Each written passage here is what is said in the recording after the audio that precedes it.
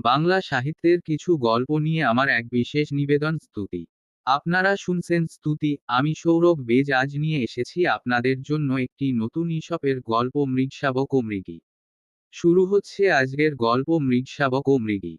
একটি মৃগশাবক একদিন তাহার মাকে জিজ্ঞাসা করিল, আচ্ছা মা, তুমি কুকুরকে এত ভয় পাও কেন? তুমি কুকুর অপেক্ষা আকারে বৃহৎ, তোমার সুতীক্ষ্ণ শৃঙ্গ আত্মরক্ষা করিবার জন্য চমৎকার অস্ত্র, এবং তুমি অত্যন্ত দ্রুতগামী, তথাপি তোমার কুকুরকে এত ভয় করা কেন? মৃগী হাসিয়া বলিল, বাছা, এ সকলই আমি অবগত আছি, কিন্তু যেই আমি কুকুরের রব শুনিতে পাই, অমনি আমার চিত্ত বিকল হইয়া উঠে এবং আমার চরণ তখন না পলাইয়া স্থির থাকিতে পারে না। নীতিকথা। যুক্তিতর্কে ভীরু সাহসী হয় না। আপনারা শুনছিলেন ঈশপের গল্প মৃগশাবক ও মৃগী। গল্প পাঠে সৌরভ বেজ। গল্পটা যদি ভালো লেগে থাকে তবে চ্যানেলটা সাবস্ক্রাইব করে পাশে থাকবেন এবং বন্ধুদের মধ্যে শেয়ার করবেন। আবার একটা নতুন গল্প নিয়ে হাজির হবে স্তুতি। বাংলা সাহিত্যের কিছু গল্প নিয়ে আমার এক বিশেষ নিবেদন স্তুতি। আপনারা শুনছেন স্তুতি, আমি সৌরভ বেজ আজ নিয়ে এসেছি আপনাদের জন্য একটি নতুন ঈশপের গল্প শৃগাল ও সিংহ। শুরু হচ্ছে আজকের গল্প শৃগাল ও সিংহ। এক শৃগাল কখনো সিংহ দেখে নাই। প্রথম দিন সে সিংহ দেখিয়া ভয় একেবারে মৃতপ্রায় হইয়া গেল। যখন দ্বিতীয়বার দেখিল, তখনও তাহার ভয় হইল বটে, কিন্তু সে ভয় গোপন করিয়া রহিল। তৃতীয়বারের সাক্ষাতে সে সাহসে ভর করিয়া সিংহের নিকট চলিয়া গেল এবং বলিল, নমস্কার মহাশয়, আপনি ভালো আছেন তো? নীতিকথা। অতি পরিচয় শ্রদ্ধা ঘুচায়। আপনারা শুনছিলেন ঈশপের গল্প শৃগাল ও সিংহ। গল্প পাঠে সৌরভ বেজ। গল্পটা যদি ভালো লেগে থাকে তবে চ্যানেলটা সাবস্ক্রাইব করে পাশে থাকবেন এবং বন্ধুদের মধ্যে শেয়ার করবেন। আবার একটা নতুন গল্প নিয়ে হাজির হবে স্তুতি। বাংলা সাহিত্যের কিছু গল্প নিয়ে আমার এক বিশেষ নিবেদন স্তুতি। আপনারা শুনছেন স্তুতি, আমি সৌরভ বেজ আজ নিয়ে এসেছি আপনাদের জন্য একটি নতুন ঈশপের গল্প বৃদ্ধা ও তাহার মুরগি। শুরু হচ্ছে আজকের গল্প বৃদ্ধা ও তাহার মুরগি।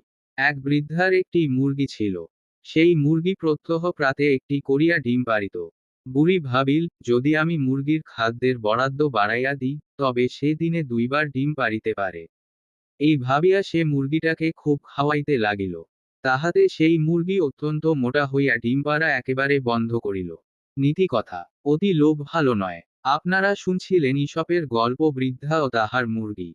গল্প পাঠে সৌরভ বেজ। গল্পটা যদি ভালো লেগে থাকে তবে চ্যানেলটা সাবস্ক্রাইব করে পাশে থাকবেন এবং বন্ধুদের মধ্যে শেয়ার করবেন। আবার একটা নতুন গল্প নিয়ে হাজির হবে স্তুতি। বাংলা সাহিত্যের কিছু গল্প নিয়ে আমার এক বিশেষ নিবেদন স্তুতি। আপনারা শুনছেন স্তুতি, আমি সৌরভ বেজ আজ নিয়ে এসেছি আপনাদের জন্য একটি নতুন ঈশপের গল্প বৃদ্ধ কুকুর। শুরু হচ্ছে আজকের গল্প বৃদ্ধ কুকুর। একজন শিকারীর একটি কুকুর ছিল।